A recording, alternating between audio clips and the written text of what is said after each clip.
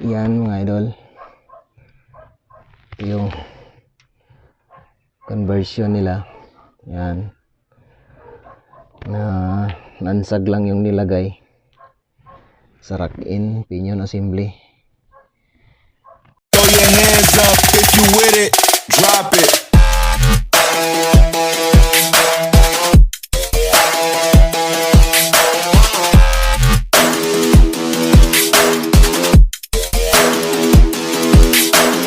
Yeah, gaano siya kadelikado mga idol, kasi ito kasi mga idol, ito yung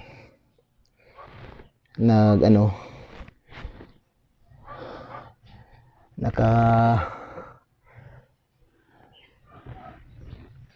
attach tong gulong niya mga idol. Ito yung rack and pinion. So pag iikot tayo, ito yung gagana, ito rack and pinion niya.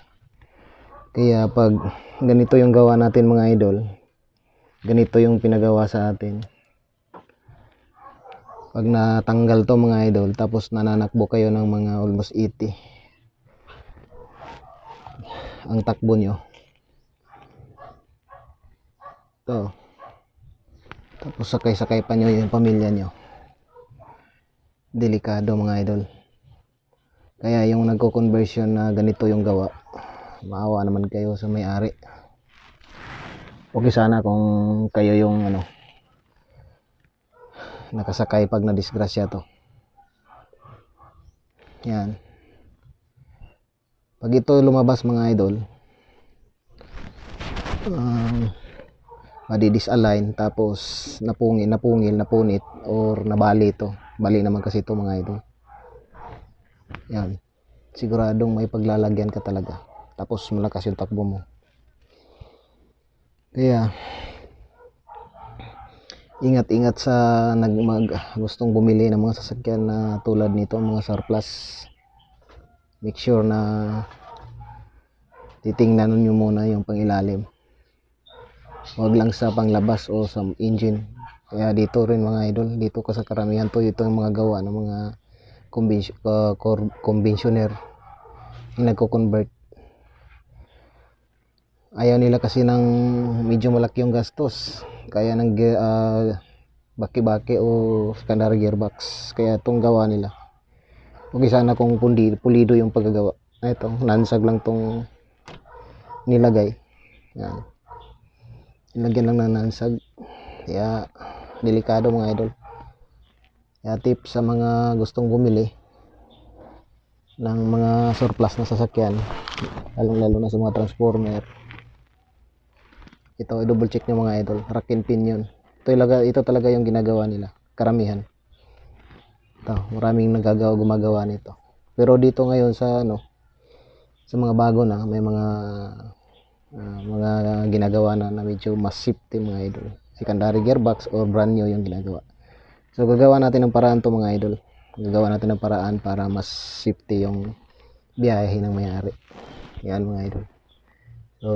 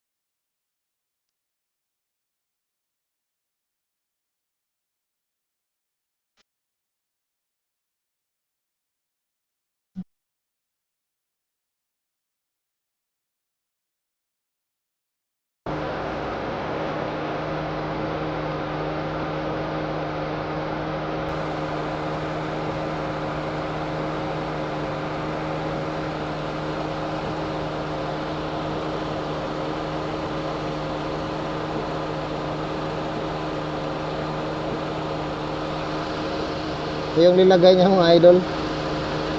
Nansag lang yung nilagay. Yan, hindi niya ano, full weld.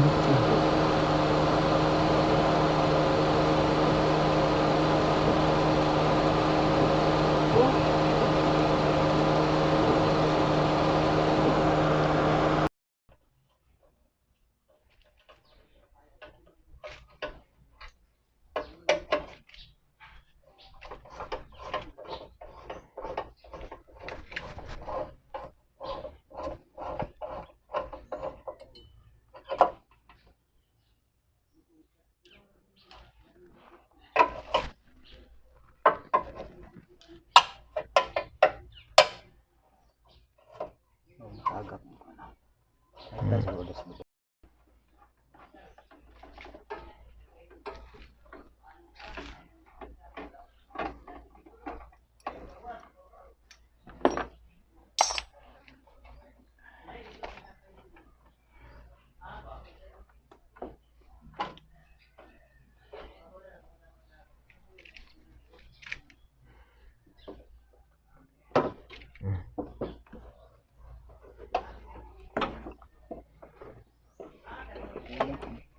Hmm?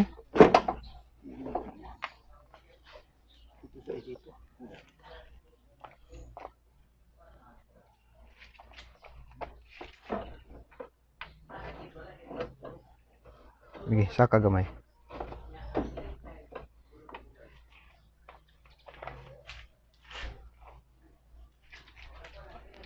Kaya na.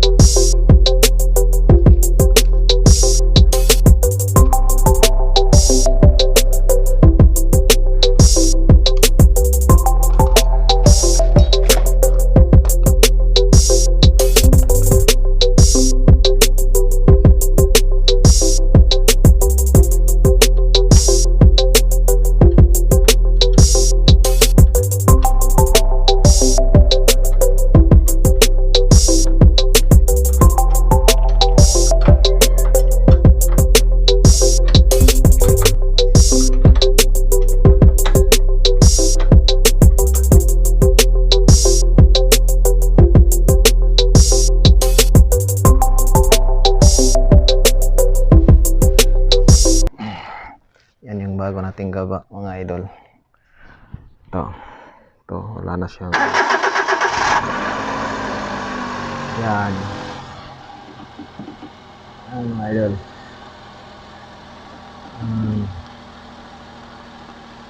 Mas safety na siya mga idol. Kasi nga buo. Hindi siya sumpay. Yan.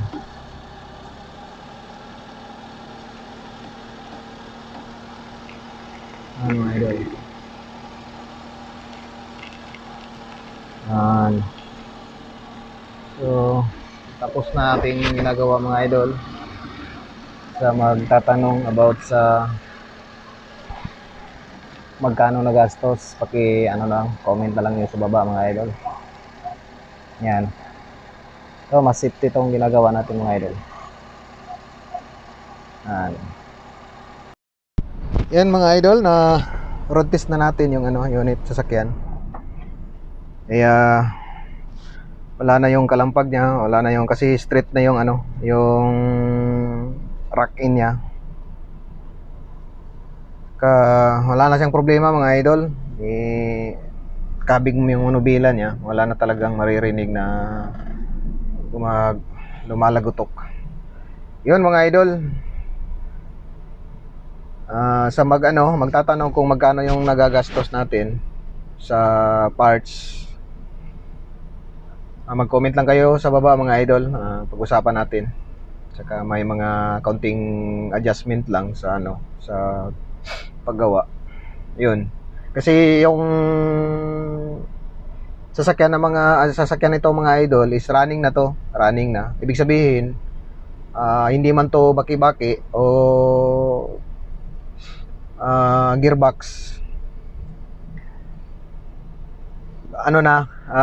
Baliktad lang yung kanyang rack-in assembly. Kaya ang ginagawa nila, pinuputol tapos sinusumpay. Ang iba, maganda yung gawa ng iba kasi na pinamasin shop nila. Itong ginagawa nitong nagko-convert nito mga idol is nansag lang ginagamit mga idol, kaya yun nag-crack na putol. Hindi na siya